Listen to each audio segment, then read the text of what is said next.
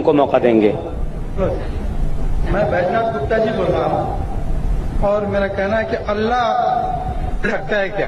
نہیں سنا. اللہ اگر اللہ جرے جرے میں ہے، خدا جرے جرے میں ہے تو کیا دیکھا جا سکتا ہے کیا؟ اللہ کدھر؟ خدا کو دیکھا جا سکتا ہے، اللہ کو دیکھا جا سکتا ہے. اللہ کدھر؟ آپ نے کہا گرے دبے. ہاں ذرے ذرے میں موجود ہے. ہاں بھائی صاحب نے کہا کہ اگر اللہ ہر جگہ ہر ذرے ذرے میں موجود ہے، ہر ذرے ذرے میں موجود ہے، قرآن کے مطابق اللہ کی طاقت، اللہ کا علم سب جگہ موجود ہے. اللہ لیکن عرش پہ بیٹھے ہیں. تو یہ کہنا اللہ سب جگہ موجود ہے یہ اسلام کی تعلیم میں نہیں ہے، یہ ہندو کی تعلیم میں ہے. کیا آپ اللہ کو دیکھ سکتے؟ نہیں. انسان اس دنیا میں، اس زندگی میں اللہ کو دیکھ ہی نہیں سکتے. اور اس کی مثال پیش ہے قرآن مجید میں. جب موسیٰ علیہ السلام اللہ سبحانہ وتعالیٰ فرماتے کیا میں آپ کو دیکھ سکتا ہوں، تو اللہ کو تو دیکھا نہیں انہوں نے، صرف پہاڑ کو دیکھ کے بے ہوش ہو سکتے. تو انسان اس زندگی میں اللہ سبحانہ وتعالیٰ کو نہیں دیکھ سکتا. انشاءاللہ اگلے زندگی میں انشاءاللہ جب ہم جنت میں جائیں گے وہاں انشاءاللہ ہم اللہ کا وجہ دیکھیں گے. یہ کئی حدیث میں اس کا ذکر ہے کہ ہم اللہ کا چہرہ دیکھیں گے. اسی لیے ہم کوشش کرتے اس امتحان، اس دنیا کے امتحان میں سفلتا پائے. انشاءاللہ جنت میں جائیں گے اور وہاں اللہ کا وجہ دیکھیں گے. اللہ کا. جی مائک نمبر 4 میں جو خاتون ہے سوال کر سکتی ہیں. میرا سوال ذاکر بھائی سے ہے کہ ہمارے یہاں اسلام کو ایک نیا شکل دیا گیا ہے، وہ تبلیغی جماعت کے نام سے مشہور ہے، جس میں مسلمان جو ہیں وہ 40 والے دن اپنے گھروں کو چھوڑ کر مسجدوں میں رہتے ہیں، اور پھر اس میں ایک ایسی کتاب پڑھی جاتی ہے جس کا قرآن و حدیث سے کوئی تعلق نہیں، جھوٹی حدیثیں اس میں بھری ہوتی ہیں، فضائل اعمال یا پھر تبلیغی نصاب کے نام سے وہ مشہور ہے. آپ اس کے بارے میں برائے مہربانی تھوڑا سا واضح کر دیں. دوسری بات یہ کہ فاتحہ جو لوگ کرتے ہیں اور اس کو یہ صحیح سمجھتے ہیں بالکل، اس کے بارے میں آپ کی کیا رائے؟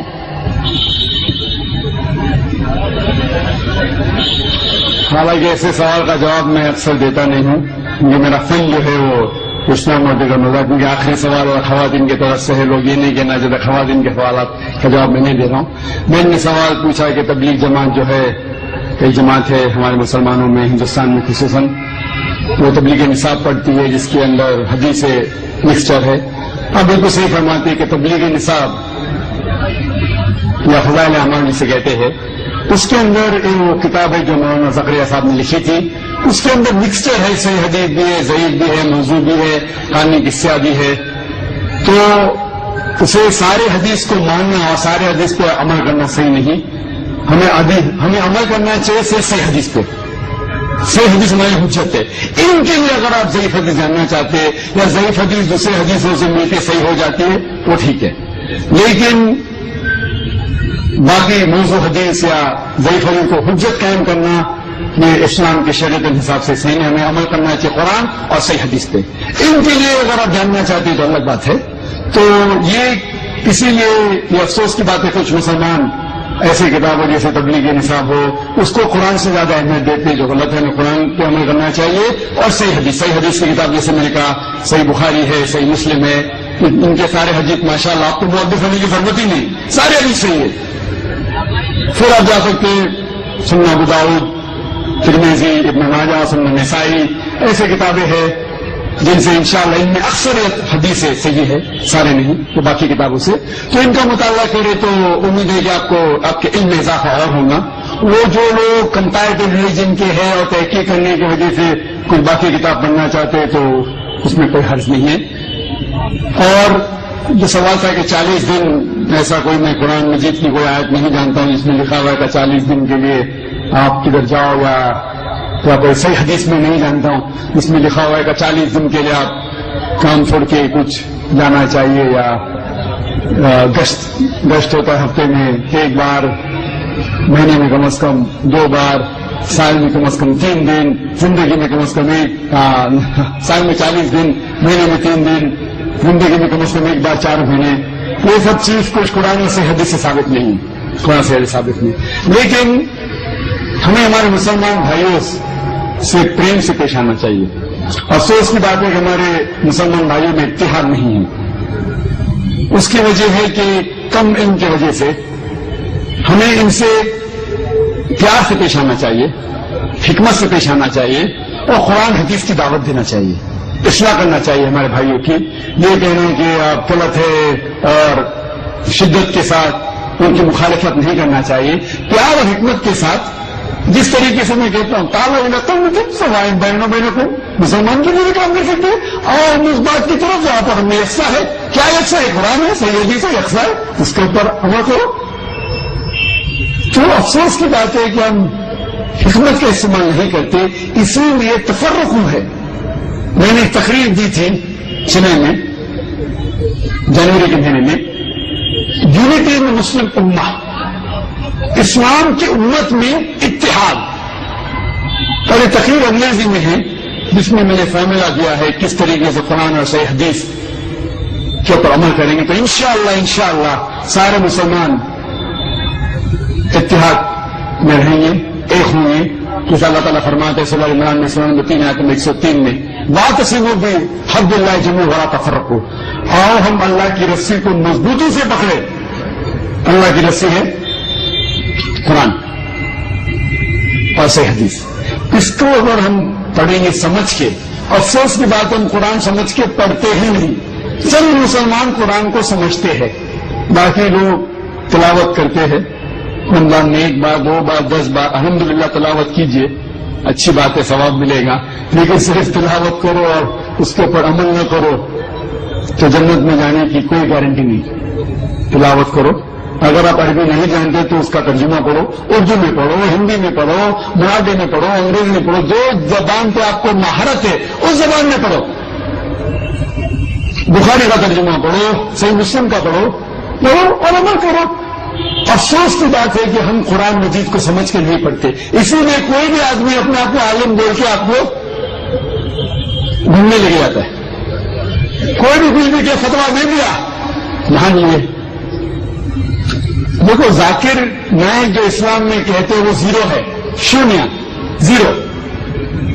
اسی لیے میں کہتا ہوں اللہ کہتے ہیں قرآن میں سورہ عمران سورہ نمبر 3 آیت نمبر 64 میں تالا کم تم سوائے بینور. میں اگر کہوں گا تو اس کی اہمیت ہی کچھ نہیں. تو میں جو کہتا ہوں اسلام میں زیرو ہے.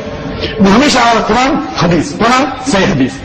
تو جو بھی عالم کچھ بھی آپ سے کہتا ہے تو اس سے پوچھئے کوئی ہاتھ بڑھانا کن، آپ اپنا ثبوت پیش کرو.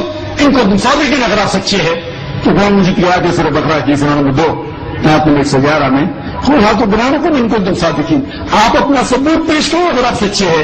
اگر آپ کے ثبوت پیش کریں گے تو اسلام میں ہر مسلمان کو 40 دن جانے کا، تو میں جاؤں گا بے شک. 4 مہینے جانے کا جاؤں گا بے شک. آپ نے پوچھا فاتحہ صحیح ہے کہ غلط ہے؟ سورہ فاتحہ پڑھنا اچھی بات ہے الحمدللہ، اس میں کیا بڑی بات ہے. لیکن آپ کا مین سوال ہے کہ کھانے پہ فاتحہ پڑھنا اور کسی شخص کے نام کے اوپر ذریعہ بنا کے کرنا. قرآن مجید میں کم از کم 4 جگہ کہا گیا ہے. سورہ بقرہ میں سورہ نمبر 2 آیت نمبر 173، سورہ مائدہ سورہ نمبر 5 آیت نمبر 3، سورہ انعام سورہ نمبر 6 آیت نمبر 145 اور سورہ نحل چیپٹر نمبر 16 سورہ نمبر 16 آیت نمبر 115 میں اللہ تعالیٰ فرماتے حرمت علیکم المیتۃ والدم ولحم الخنزیر وما اہل لغیر اللہ بہ. آپ کے لیے حرام ہے سور کا گوشت، خنزیر کا گوشت، مرا ہوا گوشت، خون، اور وہ کھانا جس کے اوپر اللہ کے علاوہ کسی اور کا نام لیا گیا. تو اگر آپ اللہ کے علاوہ کسی اور کا نام لیتے کھانے پہ، چاہے وہ محمد صلی اللہ علیہ وسلم کا بھی ہو، اگر آپ محمد صلی اللہ علیہ وسلم کا بھی نام لیتے کھانے پہ تو قرآن کی آیت کے حساب سے آپ کے لیے حرام ہے. تو باقی کسی کے پیر یا لینے کا ضرورت ہے نہیں. تو میں نہیں کہہ رہا ہوں، آپ جیسے مت کہ میں ڈاکٹر ذاکر نائک کہتے ہیں کہ اللہ کے علاوہ کسی کا نام نہیں حرام ہے. میں کیا تو کچھ اس کی اہمیت بھی نہیں. آپ کہیے آپ کے سہیلی سے، آپ کے دوست سے کہ اللہ تعالیٰ فرماتے سورہ بقرہ میں سورہ نمبر 2 آیت نمبر 173، اللہ تعالیٰ فرماتے سورہ مائدہ میں سورہ نمبر 5 آیت نمبر 3، اللہ تعالیٰ فرماتے سورہ انعام سورہ نمبر 6 آیت نمبر 145، اللہ تعالیٰ فرماتے سورہ نحل سورہ نمبر 16 آیت نمبر 115. اگر یاد نہیں رکھ سکتے لکھیے. قرآن دکھائیے اللہ تعالیٰ فرماتے وہ کھانا جس کے اوپر اللہ کے علاوہ کسی اور کا نام لیا گیا. تو اکثر جہالت کی وجہ سے کچھ ہمارے مسلمان بھائی بہن اس غلط فہمی کا شکار ہے کیا یہ دین کے اندر یہ دین کا مسئلہ ہے. لیکن اس بات پہ میں اس جواب کو ختم کروں گا. شیخ ابن تیمیہ فرماتے ہیں, شیخ ابن تیمیہ جو الحمدللہ ثم الحمدللہ ایک بڑے عالم تھے الحمدللہ, وہ فرماتے ہیں کہ اگر کوئی مسلم کوئی دوسرے انسان کو سجدہ کرتا ہے یہ سمجھ کے کیا وہ ایک دین کا حصہ ہے تو وہ شرک نہیں کر رہا ہے. اگر کوئی مسلمان ایک دوسرے انسان کی سجدہ کرتا ہے یہ سمجھ کے کہ دین کا حصہ ہے تو وہ مشرک نہیں ہے جب تک آپ اسے یہ نہیں سمجھائے کہ یہ غلط ہے.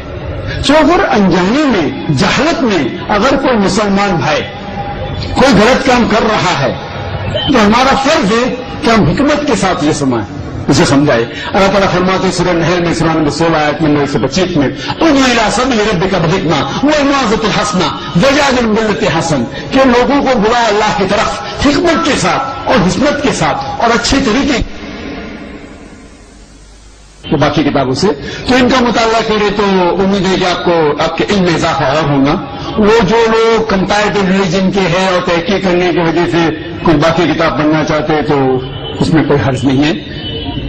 اور جو سوال تھا کہ 40 دن ایسا کوئی میں قرآن مجید کی کوئی آیت نہیں جانتا ہوں جس میں لکھا ہوا ہے کہ 40 دن کے لیے آپ کدھر جاؤ, یا کوئی صحیح حدیث میں نہیں جانتا ہوں جس میں لکھا ہوا ہے کہ 40 دن کے لیے آپ کام چھوڑ کے کچھ جانا چاہیے, یا گشت ہوتا ہے ہفتے میں 1 بار, مہینے میں کم از کم 2 بار, سال میں کم از کم 3 دن, زندگی میں کم از کم سال میں 40 دن, مہینے میں 3 دن, زندگی میں کم از کم 1 بار 4 مہینے. یہ سب چیز کچھ قرآن سے حدیث سے ثابت نہیں, قرآن سے حدیث ثابت نہیں. لیکن ہمیں ہمارے مسلمان بھائیوں سے پریم سے پیش آنا چاہیے. افسوس کی بات ہے کہ ہمارے مسلمان بھائیوں میں اتحاد نہیں ہے. اس کی وجہ ہے کہ کم علم کی وجہ سے ہمیں ان سے پیار سے پیش آنا چاہیے, حکمت سے پیش آنا چاہیے اور قرآن حدیث کی دعوت دینا چاہیے, اصلاح کرنا چاہیے ہمارے بھائیوں کی. یہ کہنا کہ آپ غلط ہے اور شدت کے ساتھ ان کی مخالفت نہیں کرنا چاہیے. پیار اور حکمت کے ساتھ جس طریقے سے میں کہتا ہوں تعالیٰ بہنوں کو مسلمان کے لیے کام کر سکتے ہیں اور اس بات کی طرف جہاں پر ہمیں یکساں ہے, کیا یکساں ہے قرآن ہے, صحیح حدیث ہے, یکساں ہے, اس کے اوپر عمل کرو. تو افسوس کی بات ہے کہ ہم حکمت کا استعمال نہیں کرتے, اسی لیے تفرق ہے. میں نے تقریر دی تھی چنئی میں جنوری کے مہینے میں, یونٹی میں مسلم امہ, اسلام کی امت میں اتحاد. اور یہ تقریر انگریزی میں ہے جس میں نے فارمولا دیا ہے کس طریقے سے قرآن اور صحیح حدیث کے اوپر عمل کریں گے. چاہے اگر آپ کے ثبوت پیش کریں گے کہ اسلام میں ہر مسلمان کو 40 دن جانے کا تو میں جاؤں گا بے شک, 4 مہینے جانے کا جاؤں گا بے شک. آپ نے پوچھا فاتحہ صحیح ہے کہ غلط ہے, سورہ فاتحہ پڑھنا اچھی بات ہے الحمدللہ, اس میں کیا بڑی بات ہے. لیکن آپ کا مین سوال ہے کہ کھانے پہ فاتحہ پڑھنا اور کسی شخص کے نام کے اوپر ذریعہ بنا کے کرنا. قرآن مجید میں کم از کم 4 جگہ کہا گیا ہے. سورہ بقرہ میں سورہ نمبر 2 آیت نمبر 173, سورہ مائدہ سورہ نمبر 5 آیت نمبر 3, سورہ انعام سورہ نمبر 6 آیت نمبر 145 اور سورہ نحل چیپٹر نمبر 16 سورہ نمبر 16 آیت نمبر 115 میں اللہ تعالیٰ فرماتے حرمت علیکم المیتۃ والدم ولحم الخنزیر وما اہل لغیر اللہ بہ, آپ کے لیے حرام ہے سور کا گوشت, خنزیر کا گوشت, مرا ہوا گوشت, خون اور وہ کھانا جس کے اوپر اللہ کے علاوہ کسی اور کا نام لیا گیا. تو اگر آپ اللہ کے علاوہ کسی اور کا نام لیتے کھانے پہ, چاہے وہ محمد صلی اللہ علیہ وسلم کا بھی ہو, اگر آپ محمد صلی اللہ علیہ وسلم کا بھی نام لیتے کھانے پہ تو قرآن کی آیت کے حساب سے آپ کے لیے حرام ہے. تو باقی کسی کے پیر یا لینے کا اجازت ہے نہیں, تو میں نہیں کہہ رہا ہوں. آپ جیسے مت کہ میں ڈاکٹر ذاکر نائک کہتے کہ اللہ کے علاوہ کسی کا نام نہیں حرام ہے، میں کیا تو کچھ اس کی اہمیت بھی نہیں. آپ کہیے آپ کی سہیلی سے، آپ کے دوست سے کہ اللہ تعالیٰ فرماتے سورہ بقرہ میں سورہ نمبر 2 آیت نمبر 173، اللہ تعالیٰ فرماتے سورہ مائدہ میں سورہ نمبر 5 آیت نمبر 3، اللہ تعالیٰ فرماتے سورہ انعام سورہ نمبر 6 آیت نمبر 145، اللہ تعالیٰ فرماتے سورہ نحل سورہ نمبر 16 آیت نمبر 115. اگر یاد نہیں رکھ سکتے لکھیے. قرآن دکھائیے. اللہ تعالیٰ فرماتے وہ کھانا جس کے اوپر اللہ کے علاوہ کسی اور کا نام لیا گیا. تو اکثر جہالت کی وجہ سے کچھ ہمارے مسلمان، تو انشاءاللہ سارے مسلمان اتحاد میں رہیں گے، ایک ہوں گے. جیسے اللہ تعالیٰ فرماتے ہیں سورہ عمران میں سورہ نمبر 3 آیت نمبر 103 میں واعتصموا بحبل اللہ جميعا ولا تفرقوا. اور ہم اللہ کی رسی کو مضبوطی سے پکڑے. اللہ کی رسی ہے قرآن اور صحیح حدیث. اس کو اگر ہم پڑھیں گے سمجھ کے، افسوس کی بات ہم قرآن سمجھ کے پڑھتے ہی نہیں. چند مسلمان قرآن کو سمجھتے ہیں، باقی لوگ تلاوت کرتے ہیں. رمضان میں 1 بار 2 بار 10 بار الحمدللہ تلاوت کیجئے، اچھی بات ہے، ثواب ملے گا. لیکن صرف تلاوت کرو اور اس کے اوپر عمل نہ کرو تو جنت میں جانے کی کوئی گارنٹی نہیں. تلاوت کرو. اگر آپ عربی نہیں جانتے تو اس کا ترجمہ پڑھو، اردو میں پڑھو، ہندی میں پڑھو، مراٹھی میں پڑھو، انگریزی میں پڑھو. جو زبان پہ آپ کو مہارت ہے اس زبان میں پڑھو. بخاری کا ترجمہ پڑھو، صحیح مسلم کا پڑھو اور عمل کرو. افسوس کی بات ہے کہ ہم قرآن مجید کو سمجھ کے نہیں پڑھتے. اسی لیے کوئی بھی آدمی اپنے آپ کو عالم بول کے آپ کو گھومنے لے جاتا ہے. کوئی بھی کچھ بھی کہ فتویٰ دے دیا مان لیے. دیکھو ذاکر نائک جو اسلام میں کہتے ہیں وہ 0 ہے، 0. اسی میں میں کہتا ہوں اللہ کہتے ہیں قرآن میں سورہ عمران سورہ نمبر 3 آیت نمبر 64 میں تعالیٰ کم تم سوال دینا پڑا. میں اگر کہوں گا تو اس کی اہمیت ہی کچھ نہیں. تو میں جو کہتا ہوں اسلام میں 0 ہے. میں ہمیشہ قرآن حدیث، قرآن صحیح حدیث. تو جو بھی عالم کچھ بھی آپ سے کہتا ہے تو اس سے پوچھئے کوئی ہاتھ بڑھانا کن، آپ اپنا ثبوت پیش کرو. ان کو تم صادقین اگر آپ سچے ہیں تو قرآن مجید کی آیت سورہ بقرہ کی سورہ نمبر 2 آیت نمبر 111 میں کوئی ہاتھ بڑھانا کن ان کو تم صادقین. آپ اپنا ثبوت پیش کرو اگر آپ سچے. ہم ان کو موقع دیں گے. میں بیجناتھ گپتا جی بول رہا ہوں اور میرا کہنا ہے کہ اللہ رکھتا ہے کیا؟ نہیں سنا. اللہ اگر اللہ جرے جرے میں ہے، خدا جرے جرے میں ہے تو کیا دیکھا جا سکتا ہے کیا؟ اللہ کدھر؟ خدا کو دیکھا جا سکتا ہے، اللہ کو دیکھا جا سکتا ہے. اللہ کدھر؟ آپ نے کہا گرے دبے. ہاں ذرے میں موجود ہے. ہاں بھائی صاحب نے کہا کہ اگر اللہ ہر جگہ ہر ذرے میں موجود ہے، ہر ذرے میں موجود ہے، قرآن کے مطابق اللہ کی طاقت، اللہ کا علم سب جگہ موجود ہے. اللہ لیکن عرش پہ بیٹھے ہیں. تو یہ کہنا اللہ سب جگہ موجود ہے یہ اسلام کی تعلیم میں نہیں ہے، یہ ہندو کی تعلیم میں ہے. کیا آپ اللہ کو دیکھ سکتے؟ نہیں. انسان اس دنیا میں، اس زندگی میں اللہ کو دیکھ ہی نہیں سکتے.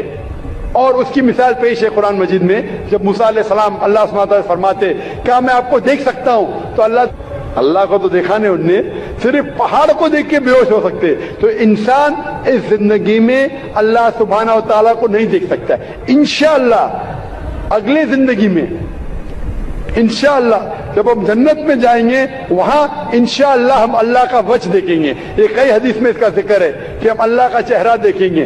اسی لیے ہم کوشش کرتے اس امتحان، اس دنیا کے امتحان میں سفلتا پائے. انشاءاللہ جنت میں جائیں گے اور وہاں اللہ کا وجہ دیکھیں گے. اللہ کا جی مائک نمبر 4 میں جو خاتون ہیں سوال کر سکتی ہیں. میرا سوال ذاکر بھائی سے ہے کہ ہمارے یہاں اسلام کو ایک نیا شکل دیا گیا ہے، وہ تبلیغی جماعت کے نام سے مشہور ہے، جس میں مسلمان جو ہیں وہ 40 والے دن اپنے گھروں کو چھوڑ کر مسجدوں میں رہتے ہیں، اور پھر اس میں ایک ایسی کتاب پڑھی جاتی ہے جس کا قرآن و حدیث سے کوئی تعلق نہیں، جھوٹی حدیثیں اس میں بھری ہوتی ہیں، فضائل اعمال یا پھر تبلیغی نصاب کے نام سے وہ مشہور ہے.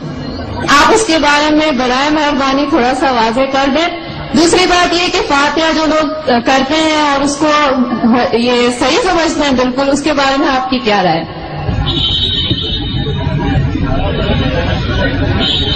حالانکہ ایسے سوال کا جواب میں اکثر دیتا نہیں ہوں، کیونکہ میرا فن جو ہے وہ پوچھنا موٹے کا ہوگا، کیونکہ آخری سوال اور خواتین کی طرف سے ہے، لوگ یہ نہیں کہنا چاہتے خواتین کے سوالات کا جواب میں نہیں دے رہا ہوں۔ میں نے سوال پوچھا کہ تبلیغ جماعت جو ہے ایک جماعت ہے ہمارے مسلمانوں میں، ہندوستان میں خصوصاً، وہ تبلیغ نصاب پڑھتی ہے جس کے اندر حدیث مکسچر ہے۔